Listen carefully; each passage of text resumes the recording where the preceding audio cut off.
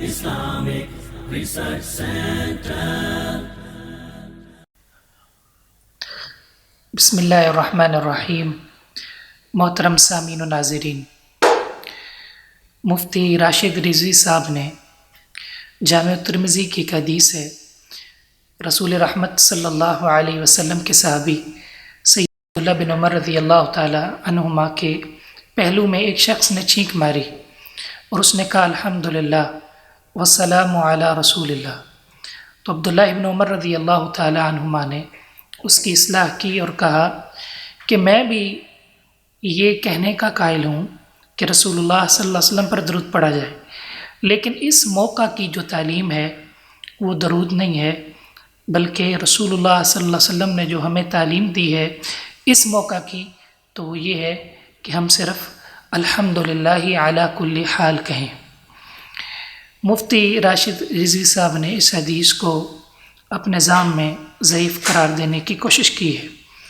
اور ان کی دلیل یہ ہے کہ امام بہقی رحمہ اللہ تعالیٰ کی شعب الایمان میں انہوں نے اس حدیث کے 3 طریق جو ہیں وہ ذکر کیے ہیں. ایک تو یہی طریق ہے زیاد بن الربیع الیحمدی کا ہے جو جامع ترمذی کے اندر موجود ہے، اور اس سے پہلے وہ 2 طریق لے کر آئے ہیں. اور امام بہقی رحمہ اللہ تعالی المتوفی 458 ہجری،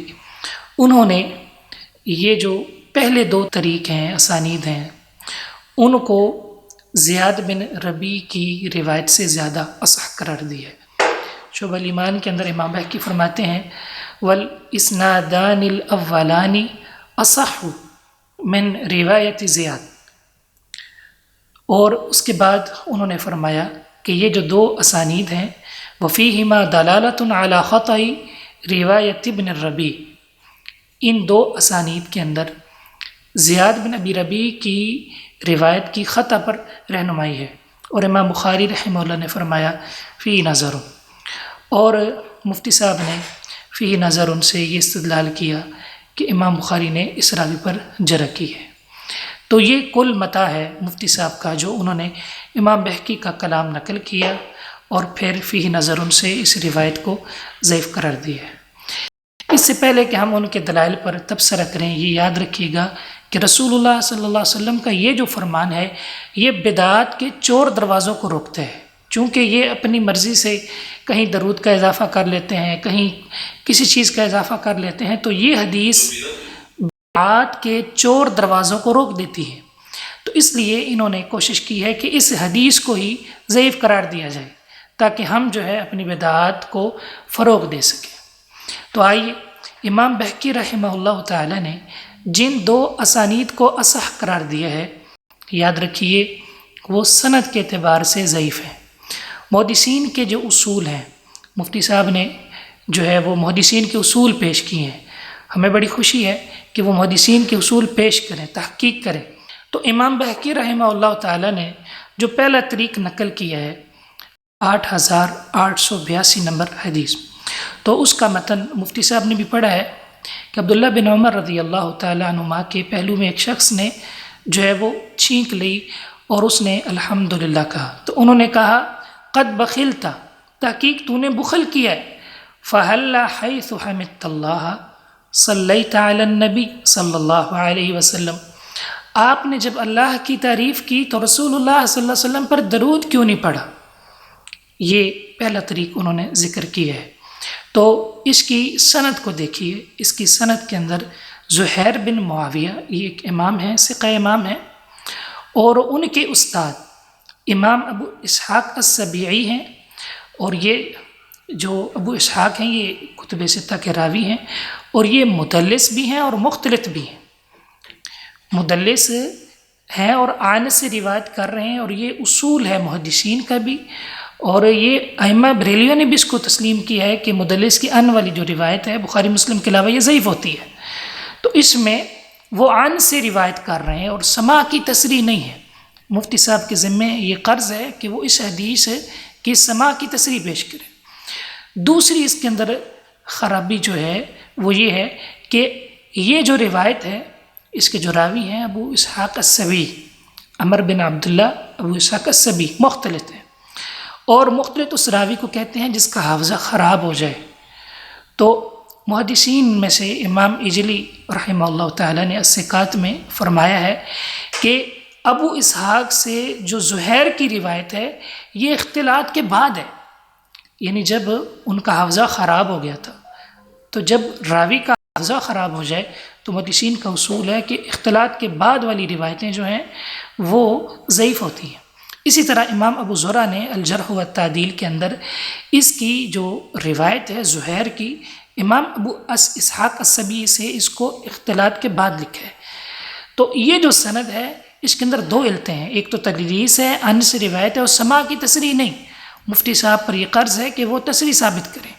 اور ائمہ بریلویہ نے بھی تدلیس کے اصول کو اپنایا ہے۔ فتاوی رضیہ میں ایک جگہ پر علامہ احمد رضا خان صاحب بریلوی وہ ابن ابی نجی جو مدلس ہیں ان کی تدلیس پہ بحث کرتے ہوئے لکھتے ہیں کہ یہ ان سے روایت کرتے ہیں اور سماع کی تصریح نہیں،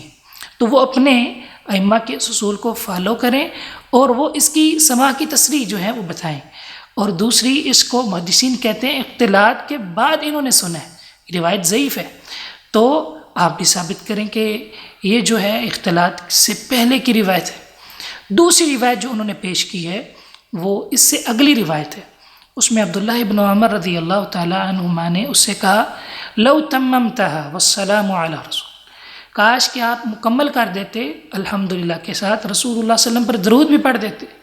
تو یاد رکھیے اس کی سند کے اندر عمر بن حفص یہ مجہول ہے، اس کا تعین نہیں ہے، اس کی توثیق نہیں ہے۔ مفتی صاحب محنت کریں اور اس کی توثیق جو ہے وہ تلاش کریں۔ اور امام شافعی جو پہلے اصولی ہیں انہوں نے یہ لکھا ہے لا نقبل خبر من جہلناہ، ہم مجہول بندے کی حدیث کو قبول نہیں کرتے جب تک ہم اس کی ثقافت کو، اس کی عدالت کو پہچان نہ۔ تو یعنی یہ جو سند ہے اس کے اندر بھی مجہول راوی ہے۔ اس کے بعد تیسری سند ہے جو اہل الحدیث کی اصل دلیل ہے بدعات کے رد پر، جس کے اوپر انہوں نے امام بہقی کے کلام کو نقل کی ہے۔ تو یاد رکھیے انہوں نے امام بہقی رحمہ اللہ کا جو کلام پیش کیا ہے زیاد بن ربیع کے متعلق، تو جب یہ بات کلیئر کہ امام بہقی نے جن دو اسانید کو اصح قرار دیا وہ تو خود ضعیف ہے، تو خود بخود یہ جو تیسرا طریق ہے اس کی جو حیثیت ثابت ہوگی۔ اب اس پر جو اعتراض ہے کہ اس کے اندر زیاد بن ابی ربیع ہے، زیاد بن الربیع الیحمدی، اور یہ جو کلام انہوں نے پیش کیا وفیہما دلالۃ علی خطأ، یہ تو کلام جو ہے دو روایتوں کے ذوق سے ہی واضح ہو گیا کہ وہ خود جو ہے ضعیف ہیں۔ تو ان ضعیف روایتوں سے اس روایت کی، صحیح روایت کی، جیسا کہ ہم واضح کریں گے، خطا کیسے ثابت ہو سکتی۔ اس کے بعد وہ فرماتے ہیں کہ امام بخاری نے کہا ہے کہ فیہ نظر، کہ یہ جو زیاد ہے اس پہ نظر ہے، انہوں نے جرح کی ہے۔ مفتی صاحب کاش کہ آپ مکمل جو ہے محدثین کے اصول کو پڑھتے، آپ تحقیق کرتے۔ سامعین، زیاد بن الربیع یہ ثقہ امام ہیں اور یہ ثبت امام ہیں، اور امام ابن حبان لکھتے ہیں کہ من متقن البصرین، بصری جو علماء ہیں محدثین ان میں پختہ ائمہ میں سے، بصرہ کے پختہ ائمہ میں سے ثقہ امام ہے۔ تو یہ جو امام بخاری کا قول انہوں نے نقل کیا ہے، امام بخاری سے یہ ثابت نہیں ہے۔ امام بخاری نے ہرگز جو ہے ان کے متعلق فیہ نظر نہیں کہا، اور ہم اپنے سامعین سے یہ بھی ان کے سامنے رکھتے ہیں کہ امام بخاری جس کے بارے میں فیہ نظر کہہ دیں اس راوی سے روایت لینا حلال نہیں ہوتا۔ اور مزے کی بات یہ ہے کہ امام بخاری رحمہ اللہ تعالی نے زیاد بن ربیع سے صحیح البخاری کے اندر باب غزوۃ الخیبر کے اندر اصول میں روایت لی۔ تو یہ کیسے ہو سکتا ہے کہ امام بخاری ایک راوی کو ضعیف بھی کہیں، فی نظر بھی کہیں، اور پھر اصول کے اندر اس سے استدلال بھی کریں؟ یہ تو ایک ایسی بات ہے کوئی بھی صاحب عقل جو تھوڑا سا بھی علم سے اس کا مس ہو، تعلق ہو، وہ کبھی بھی یہ بات نہیں کر سکتا۔ تو مفتی صاحب نے مکمل جو ہے اس کا جو ہے احاطہ نہیں کیا۔ اور اسی طرح حافظ ابن حجر رحمہ اللہ نے جو میزان الاعتدال ہے امام ذہبی کی، اس پر جو لسان لکھی ہے، تو اس میں جب وہ ترجمہ ذکر کرتے ہیں تو ساتھ جو ہے صاد ہا کے نشان ہوتے ہیں، تو انہوں نے زیاد کے شروع میں صاد ہا لکھا ہے، یہ کس چیز کی علامت ہے؟ اور نیچے انہوں نے لکھا ہے کہ یہ تکلم بلا حجت، زیاد پر جو جرح کی گئی ہے یہ بغیر دلیل کے کی گئی۔ تو اس لیے خدا را مفتی صاحب زیاد بن الربی ثقہ امام ہیں، امام بخاری نے صحیح البخاری میں اصول میں باب غزوۃ خیبر کے اندر ان سے روایت لی ہے، تو اس لیے یہ روایت بھی بالکل کلیئر ہے، اس کے اوپر کوئی اعتراض نہیں ہوتا۔ بالفرض اگر آپ مصر ہوں کہ نہیں جی کہ امام بہقی کا کلام ہی وہ مضبوط ہے، درست ہے، جبکہ ہم واضح کر چکے ہیں کہ امام بہقی رحمہ اللہ نے جن دو اسانید کو اصح قرار دیا ہے وہ ضعیف ہیں سند کے اعتبار سے محدثین کے اصول کی روشنی میں۔ تو یاد رکھیے ایک تیسری روایت مسند الشامین کے اندر ہے اور وہ بالکل کلیئر روایت ہے اور اس کے اندر زیاد بن الربی ہے ہی نہیں۔ میں اس کی سند پڑھتا ہوں۔ امام طبرانی کے استاد جو ہیں وہ امام محمد بن عبداللہ الحضرمی ہیں، ان کے استاد جو ہیں سہل بن محمد الانطاکی ہیں، انہوں نے اپنے استاد ولید بن مزید العذری سے سنا ہے، انہوں نے سعید سے سنا ہے، انہوں نے سلیمان سے سنا ہے، سعید بن عبدالعزیز التنوخی، انہوں نے سلیمان سے سنا ہے اور سلیمان نے سیدنا نافع سے سنا ہے اور نافع نے عبداللہ ابن عمر سے سنا ہے، اور آگے یہی متن ہے عبداللہ بن عمر نے جو اس شخص کی اصلاح کی ہے۔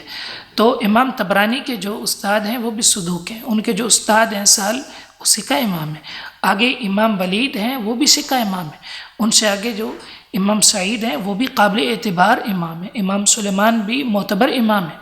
آگے نافع ہیں جو سیدنا عبداللہ بن عمر رضی اللہ تعالیٰ عنہما کے آزاد کردہ غلام ہیں، اور ان کے بعد عبداللہ بن عمر رضی اللہ تعالیٰ عنہما صحابی رسول ہیں، اور اس کے بعد یہی متن ہے کہ ان کے پہلو میں ایک شخص نے چھینک دی اور اس نے کہا الحمدللہ، اور ساتھ اس نے رسول اللہ صلی اللہ علیہ وسلم پر درود پڑھا۔ تو عبداللہ بن عمر رضی اللہ تعالیٰ عنہما جو سنت کا بہت زیادہ اہتمام کرنے والے اور بدعات کو روکنے والے، سنت کی بہت زیادہ تحریک کرنے والے اور بدعات کے چور دروازوں کو روکنے والے، انہوں نے کہا کہ میں بھی یہ سمجھتا ہوں اور میرا بھی یہ خیال ہے کہ رسول اللہ صلی اللہ علیہ وسلم پر درود پڑھنا چاہیے، لیکن اس موقع پر رسول اللہ صلی اللہ علیہ وسلم کی یہ تعلیم نہیں ہے، رسول اللہ صلی اللہ علیہ وسلم کی جو تعلیم ہے وہ یہ ہے کہ ہم کہیں الحمدللہ علی کل حال۔ تو یہ سامنے ہم نے مفتی صاحب کے جو دلائل تھے ان کے اوپر جو ہے کچھ روشنی ڈالی ہے، اور انہوں نے جو استدلال کیا ہے امام بہقی کے کلام سے اس کے اندر جو خطا ہے اور جو انہوں نے اجمالی چیزیں اپنے مطلب کی لے لی ہیں وہ میں نے آپ کے سامنے رکھ دی ہیں۔ تو مفتی صاحب سے ہمارے یہ سوالات ہیں کہ انہوں نے جن دو احادیث کو امام بہقی کے حوالے سے جو ہے اصح، جنہوں نے امام بہقی نے جن دو احادیث کو اصح قرار دی ہے وہ ہمارے جو اعتراض ہیں، پہلی سند کے اوپر امام زہیر بن معاویہ انہوں نے ابو اسحاق سے اختلاط کے بعد سنا ہے، اور پھر ابو اسحاق مختلط ہونے کے ساتھ مدلس بھی ہیں، تو یہ دو علتیں ہیں۔ دوسری روایت جو ہے اس کے اندر عمر بن حفص مجہول ہے، ٹھیک ہے، اور زیاد بن الربی کو انہوں نے جو بغیر دلیل کے امام بخاری کی سے فیہ نظر نقل کیا، امام بخاری سے یہ ثابت نہیں ہے۔ امام اکیلی نے ایک جگہ پر فی اسنادی ہی نظر لکھا ہے، تو اس سے راوی کے اوپر جرح نہیں ہوتی ہے، تو سند کے اوپر جرح ہو رہی ہے۔ اور پھر انہوں نے یہ جو کہا ہے کہ زیاد کو امام بخاری نے فی نظر کا جرح کیا، تو یہ کیسے ہو سکتا ہے کہ امام بخاری ایک راوی کو ضعیف بھی کہہ رہے ہیں اور اصول کے اندر اس کو نقل بھی کر رہے ہیں، اصول سے کے اندر اس سے حجت بھی لے رہے ہیں، یہ تو ایک ایسی بات ہے جو علم سے بالکل دور ہے۔ تو یہ ہمارے دلائل ہیں، مفتی صاحب جو ہیں وہ خدا را ان پہ سوچیں، اور رسول اللہ صلی اللہ علیہ وسلم کی جو حدیث ہے بدعات کے خلاف وہ اسی طرح اس کی صحت قائم ہے۔ اگر آپ کو واقعی شوق ہے تو آپ محدثین کے اصول کو اپنائیے، محدثین کے عقائد کو اپنائیے، محدثین کے فہم کو اپنائیے اور لوگوں کو بدعات سے بچائیے۔ چہ جائے کہ آپ حدیث کا اس طرح صحیح حدیث کا انکار کر کے اپنا جو آپ کا مدعا ہے یا جو بدعات کے حوالے سے جو رواج ہے اس کو آپ اللہ رب العزت ہمیں حق کے ساتھ زندہ رکھے اور ایمان اور اسلام پر ہمیں موت دے۔